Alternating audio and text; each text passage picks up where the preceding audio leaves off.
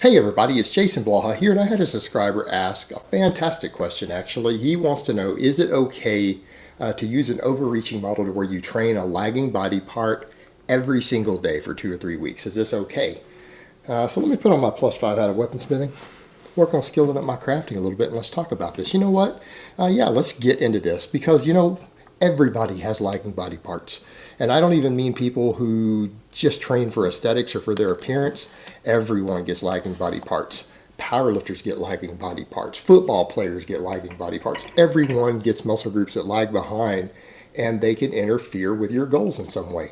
All right, even powerlifters. It's not even always about how you look. It's about knowing that you have something that's going to affect your performance negatively. But you know what? The solutions can be the same for everybody. I mean, a lagging tricep is a lagging tricep. Does it matter if you're a bodybuilder or a power lifter, or you just trying to improve your tennis game?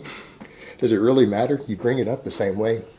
You stimulate muscle growth. That's how you bring up a lagging body part. So when it comes to things like overreaching, high frequency training, stuff like that, those are fantastic fixes actually. That's one of the best ways to fix a lagging body part if you're really serious about fixing a lagging body part, like, say your triceps. Could you train them every day to the point to where you overreach and benefit from this? Well, let's discuss the whole point with overreaching and underreaching models. That's, again, one of the fastest ways to progress, to where you train a muscle group or your entire body. Again, this could work both ways, to the point to where you ramping up and you're ramping up and ramping up until you exceed your ability to recover. Right? When you're stepping outside of the bounds of, well, I'm going to recover after every single workout. No, you can accumulate enough fatigue to where you are no longer recovering. And you know what? You can continue sometimes to accumulate that for a week or two of not actually fully recovering. Sometimes you can stretch that out for 3 weeks. But the whole point is you start increasing workloads and frequencies and tonnage and everything on a body part to the point to where it can no longer recover, but then you back down and allow it to recover.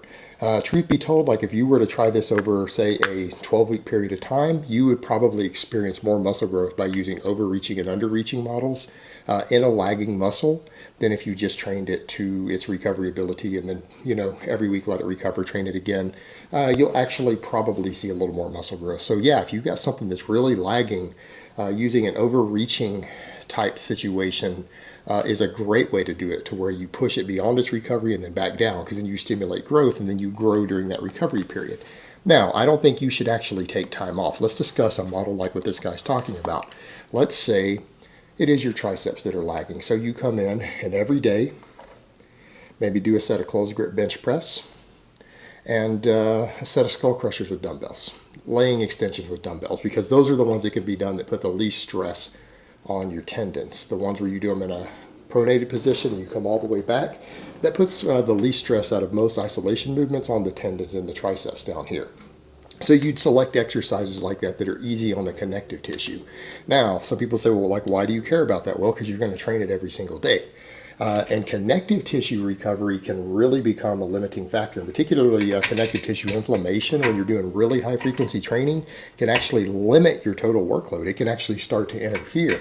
So if you're very careful with exercises that you select and you keep the volume within reason, you can train a lagging muscle group every single day. So let's say you do something like this and you come in and you do an 8-rep set of closed grip bench press followed by a 10-rep set with a break between of those skull crushers with dumbbells, and you do that every single day for 3 weeks straight. And ideally, what you might even try to do is start with a weight that you could probably add several reps to, meaning maybe you could actually do 10 reps with the weight you're using for 8 reps on the closed grip bench press. So you start with 8 reps and you just accumulate fatigue every single day. What I would actually recommend if you were to do a model like this, I would start out, again, leaving 2 to 3 reps in the tank on both exercises.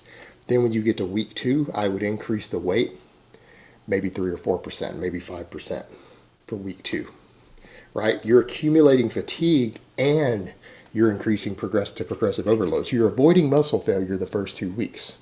because you're using a weight that you could do 2 to 3 more reps with, but you're doing such a high frequency that you're keeping your muscle protein synthesis rolling 24 hours a day, 7 days a week. And you can do that with 2 sets like that. It can totally be done. That's enough to give you 24 hours of muscle growth. It might not push it out to 48 hours, but if you're looking for just 24 hours of muscle protein synthesis uptime, 1 good work set, 2 good work sets, that will pull it off. But you're doing it every day, so you're putting that muscle into a continual growth period for the first week. The second week, you've added a little bit of weight, so therefore you've increased the tension on the muscle. So you're probably doing a lot more total volume than you're used to on the muscle, because you're probably doing regular workouts also. Your tricep is going to get hit a little bit with other exercises no matter what you do.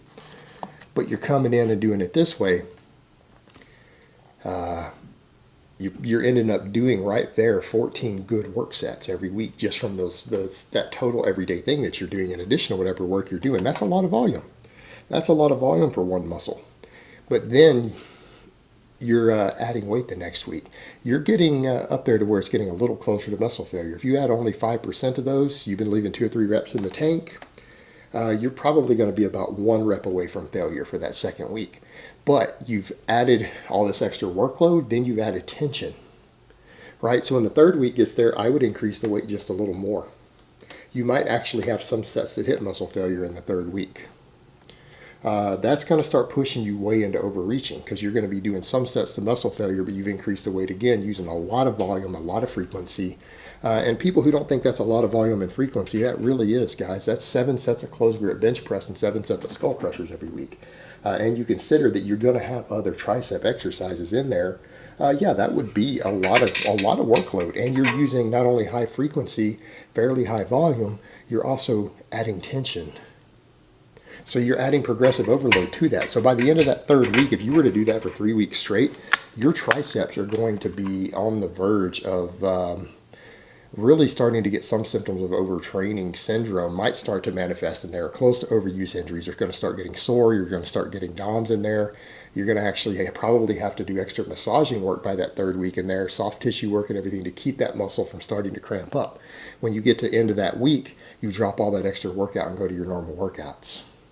When people say, well, you just take a week off. No, I wouldn't take a week off at all. You still need to be doing some regular training. But you take all of that extra workout that you've been doing and then go back to your normal training for a week or 2. After that overreaching, you will grow from that. That will absolutely cause that muscle to grow. It will be pushed to its limits at that point. If you were to try something like that for a 4th week, you would probably be putting yourself at a high risk of overuse injuries.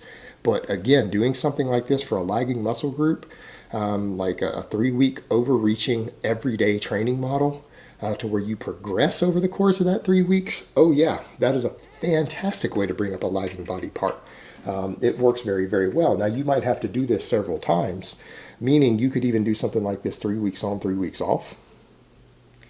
And it might take you a full year to get that lagging body part caught up. It might take you 6 months. It might take you a year. But if you were to do a system like that and then you give it 3 weeks back to your normal training, your normal progress, it will eventually catch that lagging muscle group up. And again, I just use the example of triceps. It could be hamstrings, it could be quads, it could be your pecs, it could be your biceps. But just triceps came to mind, so I'm like, let's discuss it with triceps. But yeah, that would absolutely work. Absolutely work. And it's because you're incorporating every single possible element necessary to stimulate maximum muscle growth. Because for a drug-free lifter, you know, if you guys have been paying attention, that muscles only grow for somewhere between 28 to 48 hours after you train them. All right, that's your best case scenario. They don't grow longer than that. So by using a high amount of frequency, you're ensuring your muscle protein synthesis uptime stays there. All right, because you're doing these 2 different exercises every day, for example, you're doing 14 sets for a muscle group. That's high volume training. We can argue about how much volume is high volume or not all day long, but considering you're also doing other workouts outside of this, you're adding 14 work sets per week to a lagging muscle group. That is a lot of volume. It's a lot of volume. So again, you're also addressing the high volume component, because we know increasing volume, can absolutely be a useful tool for causing muscle to grow, for causing hypertrophy. It's a very, very useful tool. So we have the high frequency, we have the high weekly volume, and then we've added a component of progressive overload so that each week you're actually increasing the workload. So you're guaranteeing that each week you grow more than the last. And then because we have done this in a way that will cause overreaching, you're pushing the muscle beyond its recovery ability and then backing off and deloading it. We've also included dual factor recovery models. So basically the 4 basic things in training that we know can absolutely help push a lagging muscle past a plateau, we've used all 4 techniques at the same time as a system to bring up a lagging muscle group. So I'm really glad that this person asked this, because this question actually is probably one of the best ways I've ever heard any coach or expert out there come up with to bring up a lagging muscle group, or someone who's really, really serious about it. So fantastic question. And yeah, and the reason is because it incorporates pretty much everything that we know works for bringing up a lagging muscle group or breaking through a plateau. So we've incorporated pretty much all the viable tools for it.